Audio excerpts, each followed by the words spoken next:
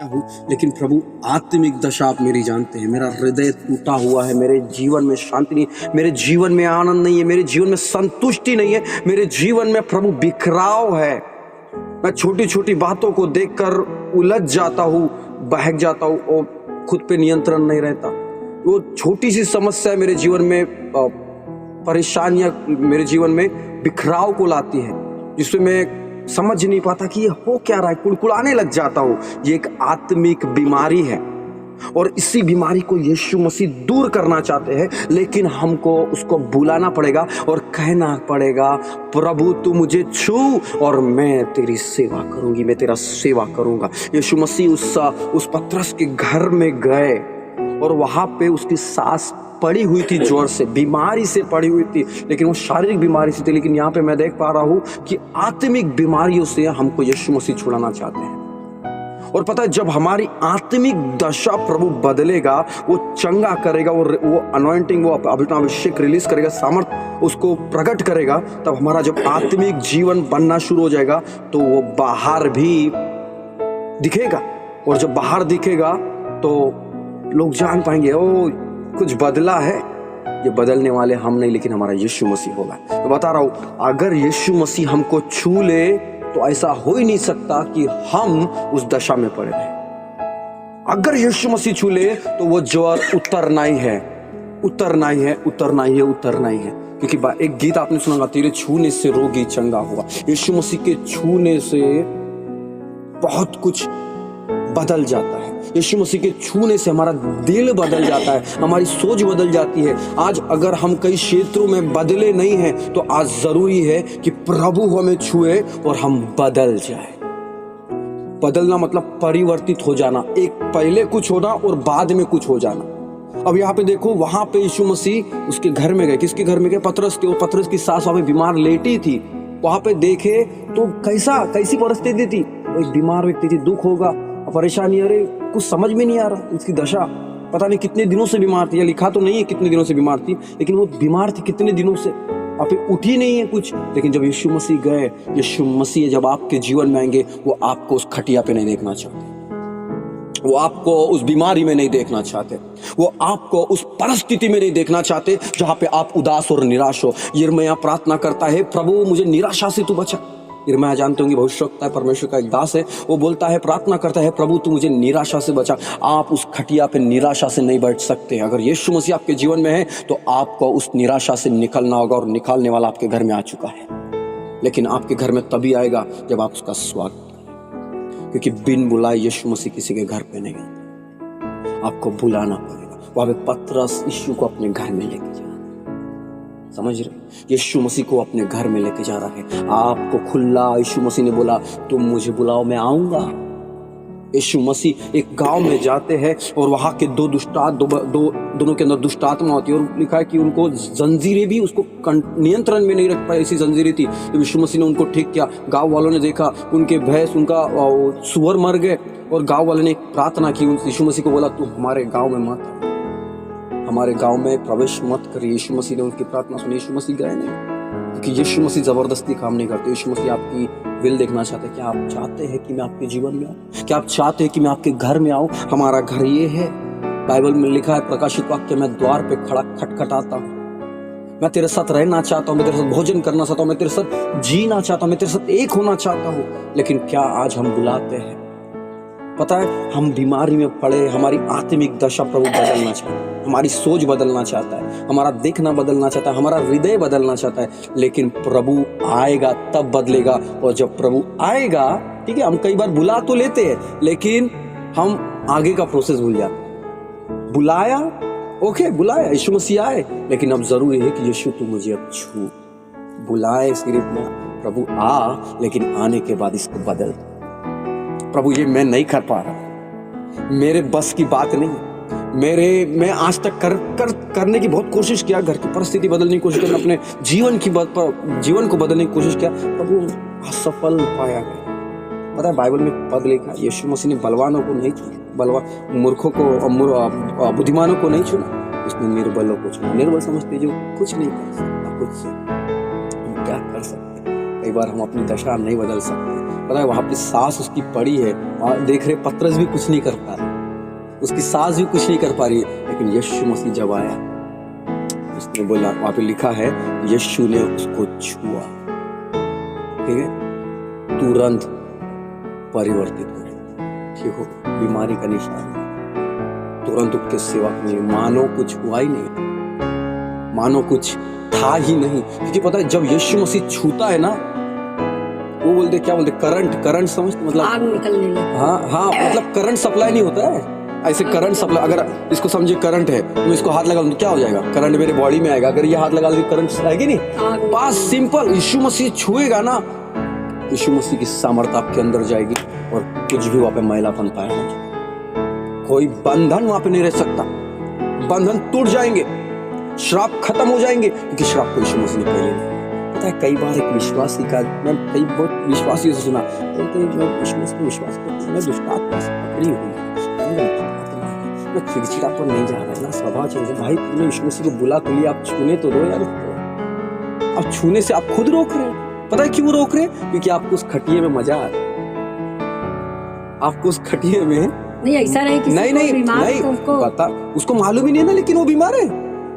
आत्मिक बीमारी ऐसी होती है, आत्मिक बीमारी की बात कर रहे हैं हम, हाँ। शारीरिक की बात नहीं कर रहे। शारीरिक में बोला ना, शारीरिक हम हट्टे कट्टे हैं, लेकिन पता मैं आप बैठा था ना, मुझे आत्मिक चीज दिख रही थी, प्रभु आत्मिक जोर खत्म करना चाहिए, अच्छा। आत्मिक जोर खत्म करना चाहिए, जो दिखता नहीं। अच्छा। आप परमेश्वर को देख सकते क्या? नहीं देख सकते। हमारा अनदेखा परमेश्वर, वैसी हमारी अनदेखी दशा है जो सिर्फ प्रभु देख सकते, और हमारी भावना बता सकती है।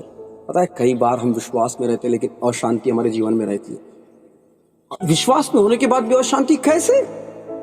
क्योंकि मैंने उस पर विश्वास किया जो शांति का राजकुमार है। बाइबल कहती है मैंने उस पर विश्वास किया जो शांति का राजकुमार है। तो शांति होनी चाहिए कि नहीं होनी चाहिए? लेकिन यार विश्वास करने के बाद भी अशांति कैसी मेरे जीवन में? थोड़ी सी परिस्थिति कुछ हो जाती, पैसे घटी होती या कुछ होता, मेरे यार गड़बड़ हो जाता है, दिमाग में शांति भंग हो जाती। कैसे यार? प्रभु मतलब जब तक सब कुछ ठीक है तब तक ही क्या? नहीं, परिस्थिति कैसी भी हमारी शांति कोई नहीं छीन सकती।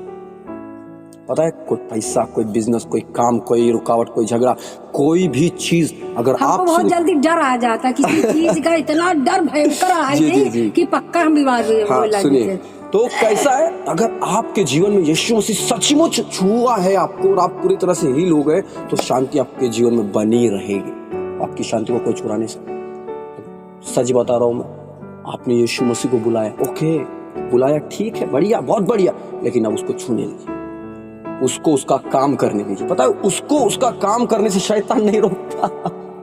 हम शैतान पे कई बार दोष लगाते हैं, वहां पे हवा ने भी दोष लगाया था, नहीं अरे मैंने नहीं, बोले उसने, नहीं हम रुकावट है, रास्ते से हट जाए यीशु मसीह, उसको उसका काम करने दीजिए। यीशु मसीह आपके जीवन में क्या करना चाहता उसको करने दीजिए।